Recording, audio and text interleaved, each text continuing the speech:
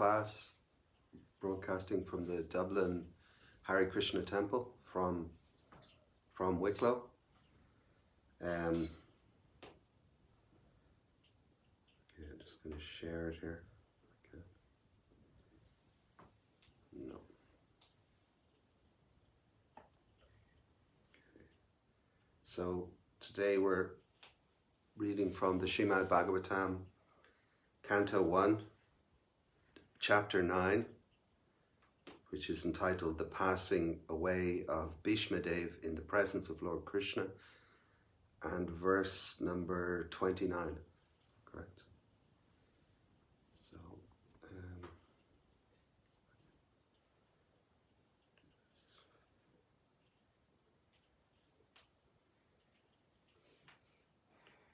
can't seem to share this.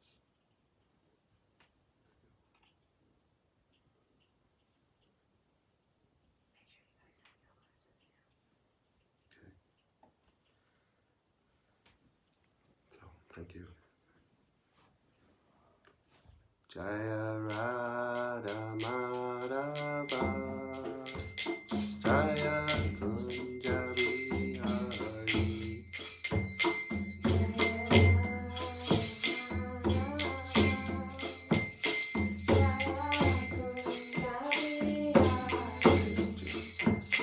Jaya Radha Madhava, Kunja Bihari.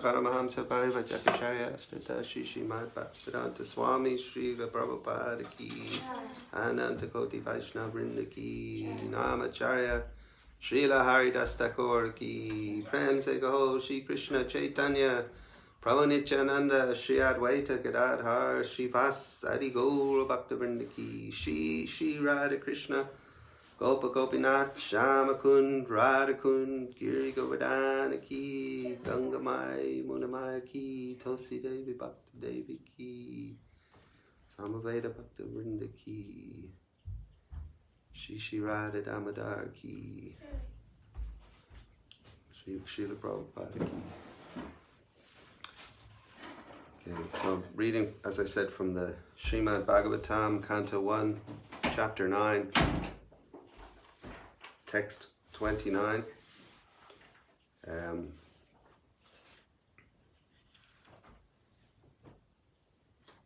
So this is the passing away of Bhishma Dev in the presence of Lord Krishna. Is it working? Is it still working? I can't see anything on this one because of the way it's set up.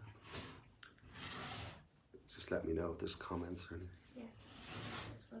Dharmam pravadatastasya sakala pratyupushpashtita yo yoginas chanda mrityor vanchitas tutarayanaha.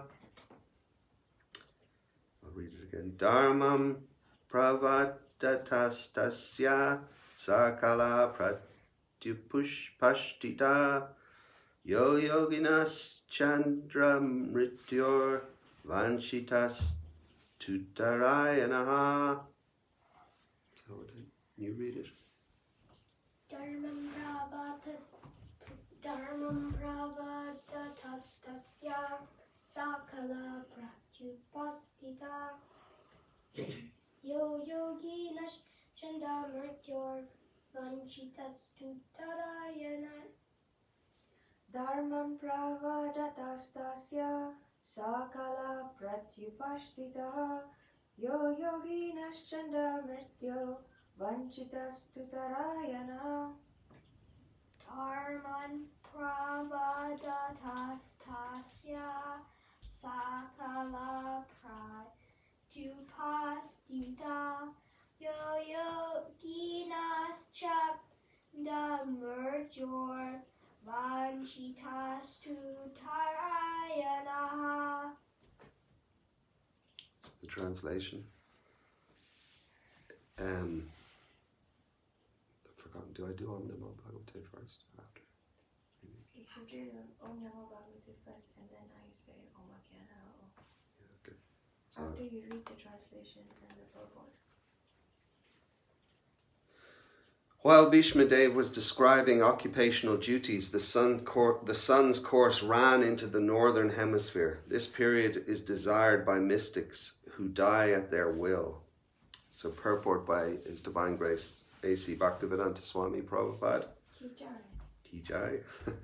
The perfect yogis or mystics can leave the material body at their own sweet will at a suitable time and go to a suitable planet desired by them. In the Bhagavad Gita 8:24, it is said that self-realized souls who have exactly identified themselves with the interest of the Supreme Lord can generally leave the material body during the time of the fire god's effulgence and when the sun is in the northern horizon, and thus achieve the transcendental sky.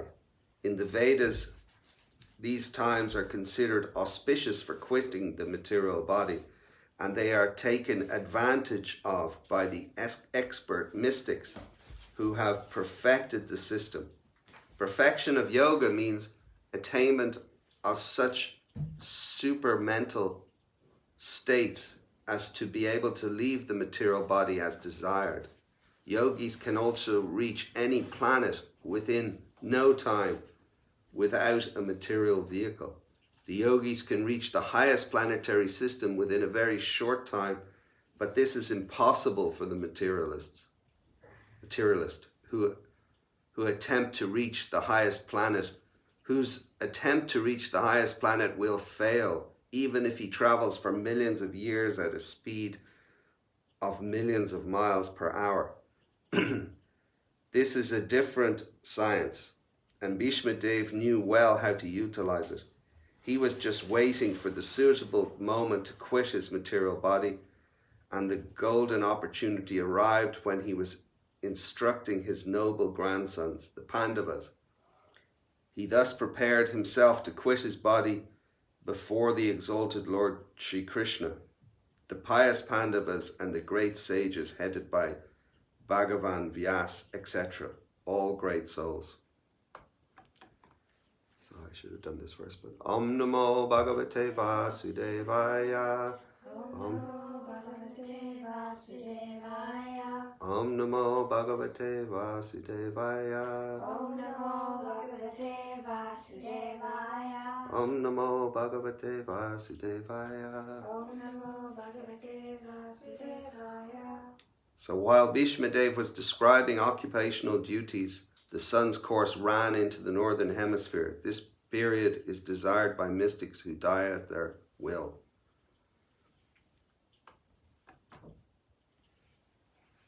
Om Jnanatimirandasya Jana Jana Shalakaya Chakshuram Manitam Yena Tasmai Shri Guruve Namaha Shri Chaitanya Manomistam Stapitam Tale Swayam Rupa Kadamaya Padati Sam Hey Krishna Karuna Sindhu Dinavali Jagate Om Vishakati Kanta Adakanta Namaste. Okay, so this verse is describing about grandfather Bhishma, who had a boon that he could choose the time of his death. He could choose whenever he wanted to leave this world. He had that choice. So even though he was in a practically impossible situation, from the material understanding, Bhishma Dev was lying on a bed of arrows. He was pierced so many times by arrows through his body that he was actually lying down on a bed of arrows. So this, if Bhishma Dev was anyway not transcendental to this material world, he would be very much just, the only thing he would be focused on at this time would be his own suffering, because from a material point of view, he would be in a terrible amount of pain and suffering. You know, it's something we should understand to some extent, that this material world is a place of suffering for the living entities. It's a place, dukkhalayama sasritam, it's a place of suffering for the living entities. And sometimes when Krishna's devotees are in this world, he shows through his devotees that no matter how much suffering a devotee has to endure, if they are remembering Krishna, then that suffering becomes insignificant to the devotee. So this was shown in the example of Srila Haridas Thakur. This is shown in the example of Bhishma Dev. This is shown in the example of even Lord Jesus Christ. We see that similar example where he was in a state of terrible suffering, and his prayers were for the people who were causing his suffering, because he was seeing from a point of view that actually the real suffering is if somebody loses their soul or somebody loses consciousness of Krishna. And so he was praying for them because he felt that they would undergo punishment for inflicting that suffering. And Haridas Thakur was also praying he was considering the people who were punishing him. So we know the story of Haridas Thakur, where because he was born in a Muslim family, he was punished for chanting Hare Krishna. He was punished. He was beaten. He should have been beaten to death, actually, but he didn't die because he was on the spiritual platform, and he was protected by Lord Krishna. Lord Chaitanya Mahaprabhu was protecting him. So, and actually Haridas Thakur, his consciousness was such that, to him, if he was killed or he wasn't killed, it didn't really matter so much to him as long as he was able to serve Krishna, in his case to chant Krishna's holy names. So he was unable to give that up because his attachment was so great for Krishna's holy names. He had an attachment that was like, his attachment was like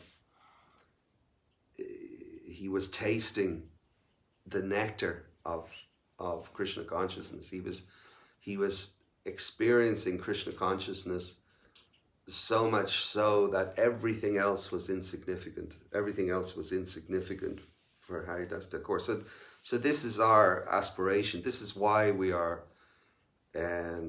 trying to practice Krishna consciousness, because we are praying for that mercy of Krishna consciousness. We're praying for that remembrance of Krishna, so that, like Grandfather Bhishma, when we leave our body, when we die, we can be somehow remembering Krishna, or as Grandfather Bhishma is doing, we can see Krishna present before us. So Krishna and Krishna's names are non-different according to our understanding, or at least our textbook understanding.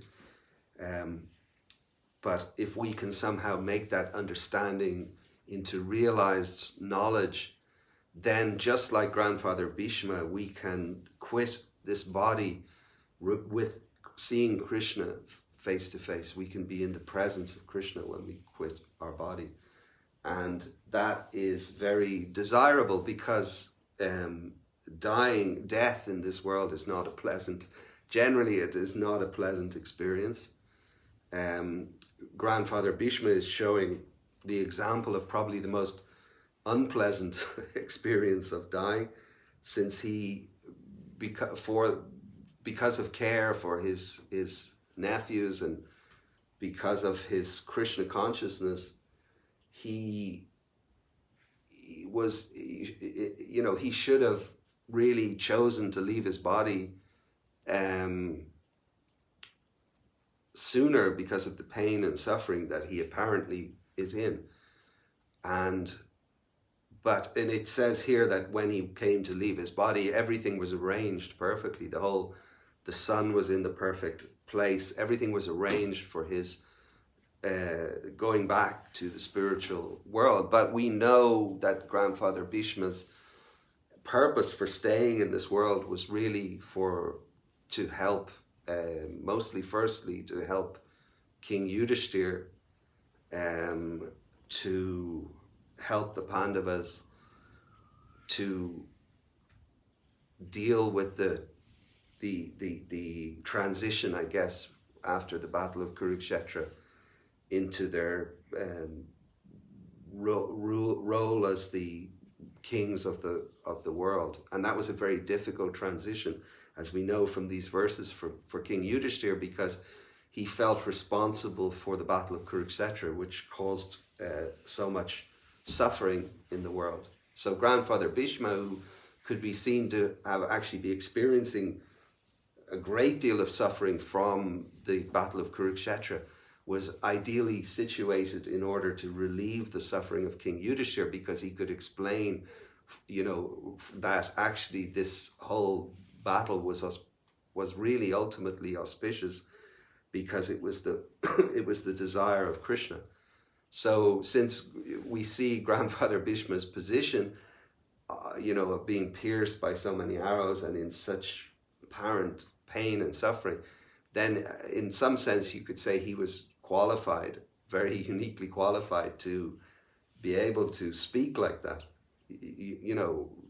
Like you could say, if someone speaks like that, well, like if we are suffering from some karma in this world and we are going through some terrible suffering at the moment, particularly at this moment, there's so much suffering in the world, maybe more than usual, because of this reaction to this coronavirus is causing so much suffering in this world. So if someone, like now, you see people who are, celebrities or some sort of celebrities in this world, and they're saying to people, we're all in this together, and they're in their mansion, locked into their mansion with like 100 rooms to live in, and everyone's saying, well, we're not all in. How can you say we're all in this together? And there's a lot of anger towards people who are entitled, whereas we see with Grandfather Bhishma, actually, when he says, this battle is ultimately auspicious, and he's certainly speaking. He's entitled to speak the way that he's speaking. I think that's the point I'm trying to make. So, and what is he speaking about ultimately? What is Krishna consciousness? Ultimately, it is the art of dying. It is the art of dying. As Prabhupada said, to Krishna consciousness means to see death straight in front of us. And it's interesting that in this world, we see death everywhere. Everywhere we see death. It's 100% guaranteed in this world, or Prabhupada says 100% guaranteed, that death will come, and one moment we'll be living, and the next moment we will be not. We will be somewhere else. And usually that process is very painful because of our attachments to this world. We're attached so much to our identification within this world. We're attached so much to our friends within this world, to our family, so that is a painful experience for anybody to experience, that sense of being taken from our attachments. And so, because it's a painful experience, there's a tendency for people to say, don't talk, that's morbid. I think that's the word that they tend to use. People say, don't discuss that, it's morbid, or you're very morbid to discuss these things, where we know it's 100% guaranteed. It's 100% guaranteed that we will die. So it's just a complete fact of life. And in fact, the idea of trying to ignore it is, Prabhupada describes, it's a bit like a child whistling in the dark. Somebody whistling in the dark because they are frightened, but they want to put on a show that they're not frightened. Or Prabhupada says the frogs croaking. Caw, he says, caw. The frogs are croaking, making this noise, and really they're attracting the snake by their croaking. Or similarly, when you whistle in the dark, sometimes you attract unwanted, or ghosts even sometimes. So this whistling, this trying to appear that we're enjoying in this world, and we're solving problems. That's what this world is all about. We're solving problems. So, we're solving the problems of not being able to go from one place to another very fast. So we're creating cars, or we're trying to solve problems now that the cars have created, which is pollution. So they're trying to make electric cars, and then they're going to create other problems. So all the time there's all this effort to solve problems. But when you talk about the real problems, which is birth, old age, disease, and death, they're the real problems that we have to face in this world. If we discuss about those problems, people don't want to hear. They don't want to hear. They say that is morbid. Don't discuss that. Whereas it's certainly not morbid at all. In fact, the only thing that is truly transcendental, or truly absolute, I should say, in this world, the only absolute truth that we can see within this world is death, because everybody dies. There's no exception. Of all the millions and millions of people who've tried to succeed in this world, the one thing they all have in common is that they all failed, except if somebody remembers Krishna. Apart from that, remembering Krishna, everything else can be seen as a failure. Even if we were to succeed to go to the highest planet in this world, Krishna says Brahma Bhuvana Loka, isn't it? It's from the highest planet in this world to the lowest planet. They're all places of suffering, because they're all places of repeated birth and death. So we have died uncountable times, millions and millions and millions of times. So we're very fortunate. We are somehow very fortunate that we've come in contact with Krishna conscious philosophy, because this is the only philosophy. This is the only philosophy that really, really teaches why these things happen. Why is it that we are repeatedly dying? Why is it that we forget? Why is it that we forget death? Why do we forget death? Why do we live our lives in such a way as if we're going to live forever? Why do we do that? Who teaches that? You know, and actually the Krishna consciousness philosophy teaches that, because actually this point of forgetting our temporary nature in this world, King Yudhishthir, who's known as Dharmaraj, or the son of Dharma, he said that the most wonderful thing in this world is that even though we see death everywhere, all around us, we know that every single person dies, somehow we think it won't happen to us. Somehow we're thinking it won't happen to us.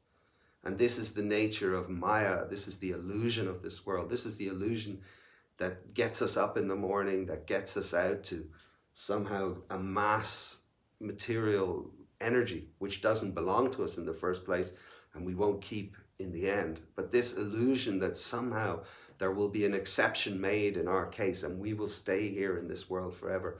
That illusion is what King Yudhishthir describes as the most wonderful thing in this world.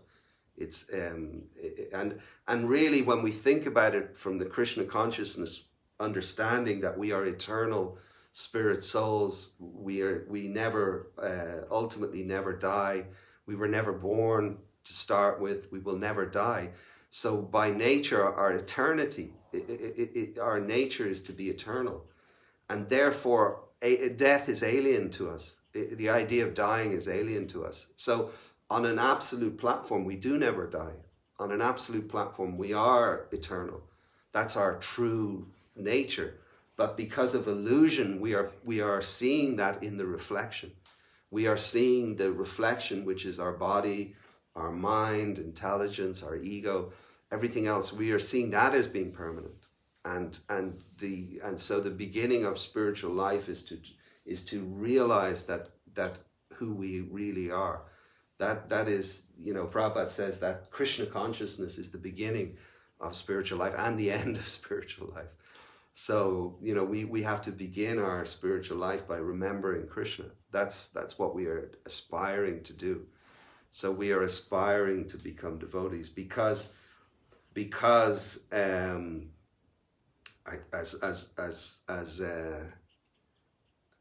George Harrison, Prabhupada liked that name, Harrison, because he's like Harry's son, you know, the son of Harry. Prabhupada saw very spirit, that George Harrison somehow helped him, and that was Krishna's arrangement. But anyway, so George Harrison wrote a beautiful song called The Art of Dying, and he said, there's nothing in this world that I've been trying can equal or surpass the art of dying. And it's a very beautiful understanding, because whether we see as the art of remembering Krishna, that is true, or we see it as the art of dying, it's really the same process. Because to become you cannot become self-realized, you cannot become self-conscious without becoming Krishna conscious, because we are never separated. Krishna is our eternal best friend, our eternal. And whether you say Krishna or Jehovah or Allah, these are just names for the same person. But within the Srimad Bhagavatam that we're reading now, there is clear descriptions of who that person is. So if you want to love somebody, you have to know who that person is to really love them.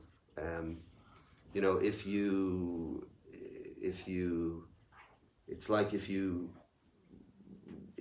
to know somebody intimately, to love them intimately, then you need to know them personally. You need to know them intimately, and that is possible. So, Tulsi Priya Prabhu said in a class recently, it was a very nice point, that people make these absolute statements all the time. Nobody knows God. Nobody knows. Nobody knows. Who the thing is that with your religion and everything, whether God is who God is and everything, nobody knows. Or what happens after death. Nobody knows. Well, nobody knows because nobody's come back to tell us. That's what you hear a lot of times from people. And the reality is they don't know. So if I say, well, I don't know what happens after death, that's a degree of honesty. If I say that I don't know who God is, that's a degree of honesty. If I say nobody knows, then I'm making an absolute statement. How would I know what everybody knows? How do I know what every single person's consciousness is? How do I know? Would I recognize? They talk about Jesus coming again, the second coming of Jesus Christ. They discuss this all the time, but would they recognize? Would they recognize? Some people believe Donald Trump or something is I don't think they believe he's the coming of Jesus Christ, but they believe somehow he's empowered. Their idea that if Jesus is coming again, he would have to fit into their understanding of what is of what Jesus should be. Their understanding. Even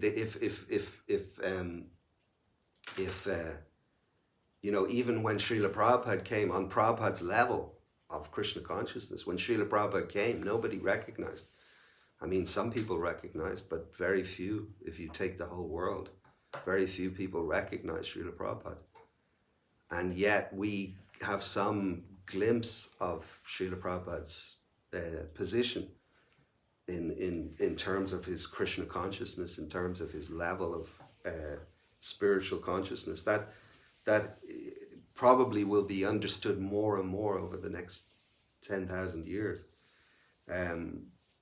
So this point of how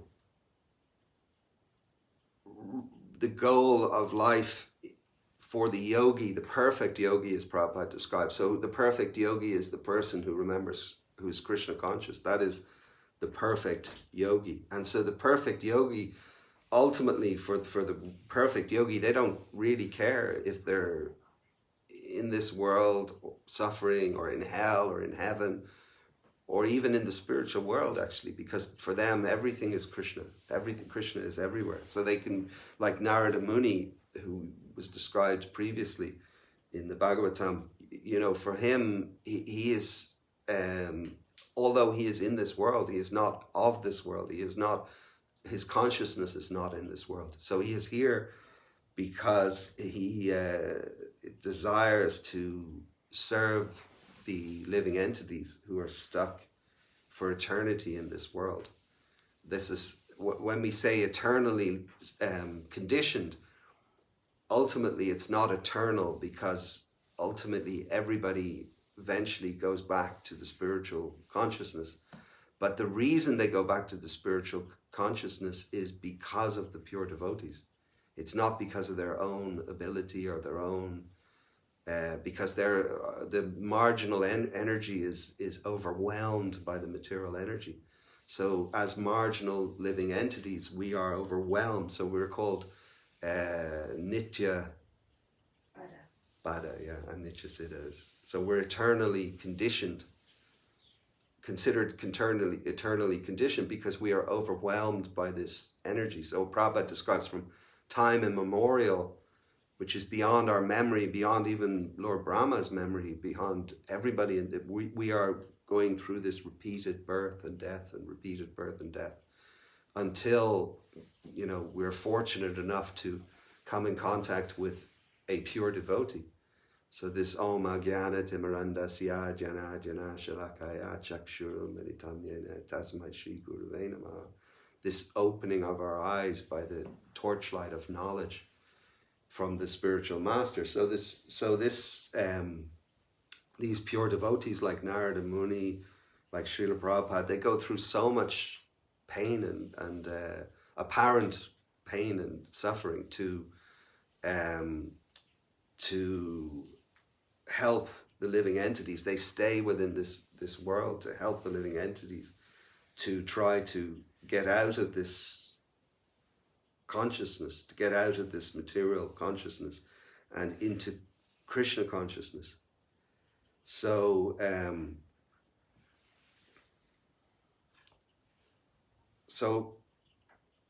we can see here that this arrangement for Grandfather Bhishma was all these great sages, all these great personalities were present to help Grandfather Bhishma and to witness Grandfather Bhishma's leaving this world in the presence of Krishna.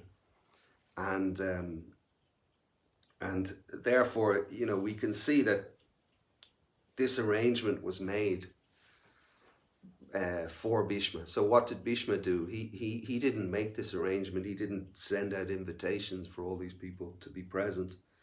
These arrangements were made, and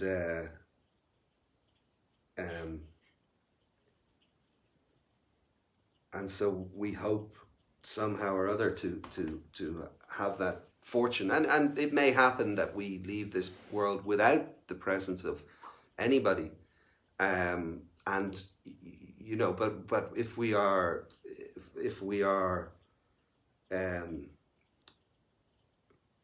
our fortune will be that we are remembering Krishna, and then Krishna comes with everything. And we've also heard stories of Prabhupada's mercy on people when they are leaving their body as well. We've heard stories, even extreme. There was one story which I can't confirm, but it was told to me by Tribhuvanath Prabhu, so I'll repeat it, of one devotee who was serving Prabhupada in the temple, and he fell into Maya, and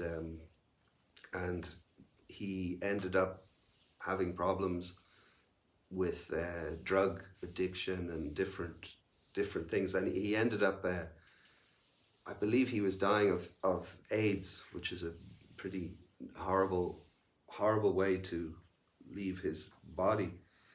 And and he was all alone. He died even without his family. Wherever he was away from his family, and his sister went to the hospital to pick up his things after his death and to make some arrangements. She didn't even know, I believe, that he was dying or something, but she went to the hospital, and the nurse said to the sister, who is Prabhupada?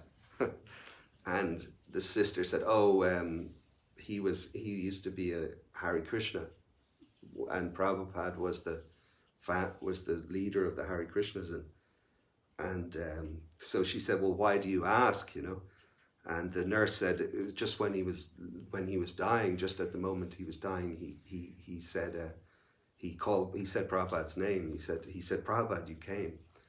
And so now that's, you know, we don't want to presume anything about when we are leaving our body, because we don't know his relation with Prabhupada, personal relation with Prabhupada, and that mercy that he got. But the point is, we don't know either. We don't know what someone else's relationship is with Krishna. We don't know, and so we're just very fortunate to have had the opportunity to understand this great philosophy.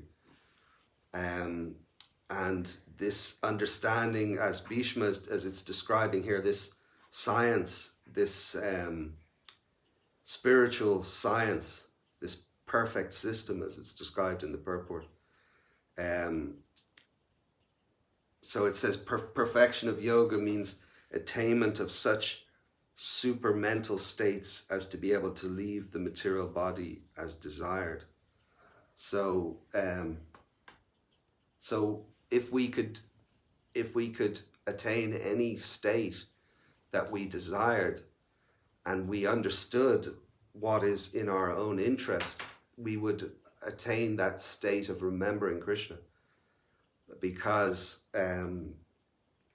we know that no matter what else we achieve in this world, it's temporary. So we don't need to be spiritually Krishna conscious to understand that. So at least that's what we should focus on. We should understand that everything that we attain in this world will be taken away by time. And unless we understand that our nature is spiritual, then that can lead to people suffering from depression, because sometimes it's intelligent people that will suffer depression because they can see the futile nature of material advancement. So it's very important that we balance our material understanding and our spiritual understanding. We have an understanding of both. There was a verse we were reading. Krishna says in the Bhagavad Gita, Aham sarvasya prabhavo mata sarvam pravartate iti matva bhajante mam buddha bhava samanvitaha. I am the source of all spiritual and material worlds. Everything emanates from me. The wise who perfectly know this engage in my devotional service and worship me with all their hearts. So this is something that we can aspire for. The Bhagavad Gita has been famous as a book for many thousands of years now. For 4,000 years, Prabhupada said this book is still famous all over the world. There's no book that can be famous for this time. But because Krishna is explaining to Arjuna the, if you like, the art of dying or the art of living, and he's speaking like very, this is just factual here. Krishna, how many people would say, I am the source of this, of all spiritual and material worlds? Only Krishna can say that. And everything emanates from me. So some people read Bhagavad Gita and teach Bhagavad Gita as if we are Krishna, as if everything, all the source of all the spiritual and material worlds emanate from us. Now, if we're a little bit humble, we can know that that's complete nonsense. Just with a little bit of humility, we can know that's complete nonsense. But Krishna is explaining that I am the source of all spiritual and material worlds. Everything emanates from me. The wise who perfectly know this engage in my devotional service and worship me with all their hearts. So this is what we see from, like, Grandfather Bhishma, we see from Srila Prabhupada, we see from all the acharyas, we see from all these great personalities, even within our movement, we see with Mother Yamuna, we see with other devotees, this point of with all their hearts. Krishna says, or in the word for word, the bhava samanvitaha, with great attention. So we can see that this what was just called the Hare Krishna explosion, when Srila Prabhupada started preaching Krishna consciousness, his devotion was like a overflowing ocean in the world, and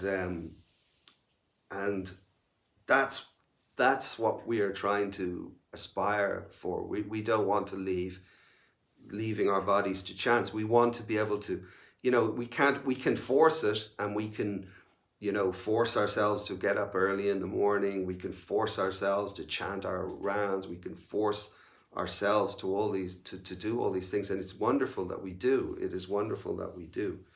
But why are we doing it? We're doing this because we're aspiring to engage in devotional service with all of our hearts. So there's no, everything else, our hearts are just become filled up. So there's no room for anything else. And by studying these great personalities who have acted on this platform, we become attracted to it. And we just need to stick with the process to the degree that we are able, and we need to associate with those who understand this importance, because it's serious. This is life or death. People say that in this world, this is life or death. When they're talking about something, well, this is life or death. It really is. This thing of like these desires in our heart, and I speak for myself for wealth and fame and everything else. These things are Prabhupada says, will o' the wisp. They're just an illusion. And so, for years, if you were to say that this is an illusion and aspire to worship God with all your heart, people would just think you're crazy in this world. But the idea that we know how clever the material nature is, that it makes us think we're going to stay here forever. We know factually who's crazy. We don't need to even be God realized or Krishna conscious to know that it's crazy to try to amass so much material wealth. So it looks like the time is getting on. Should I stop? Is there any comments, or questions? We were just checking if it's going okay. And I'll just check on mine.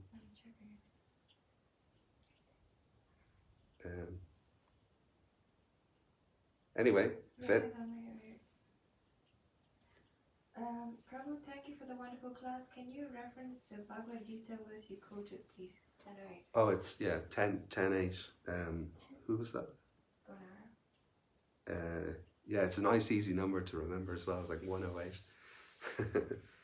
Let me just find it here. 10. Yeah, Ham Sarvasya Prabhavo Mata Sarvam Pravartate Iti Matva Bhajante Mam Buddha Bhava Samanvitaha. So Buddha, the learned, Bhava Samanvitaha, with great attention.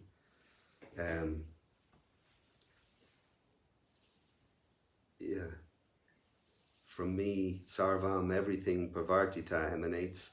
Iti, thus, Matva, knowing, Bhajanti, become devoted. So that's the point. It's like by knowing, it's automatic to become devoted. So that's what we're aspiring for. And it's just a matter of time and a matter of us trying to get out of our own way, sometimes, because we see that that everything that's blocking us from Krishna is coming from our side, not from Krishna's side. So it's like the clouds that cover us in the sky. It's, if compared to the sun is not covered by the clouds. It's us that are covered by the clouds. So these clouds, they're expected. These clouds are expected, and it is expected that we are covered by. So we should never be.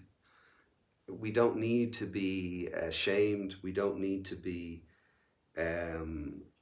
distressed by not being Krishna conscious. We just have to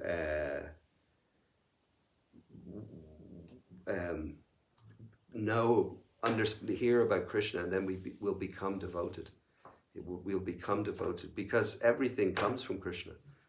Everything emanates from Krishna, so none of it emanates from us. You know, all the things that cause us happiness, all the things that cause us stress in this world, that none of it comes from us. So we don't need to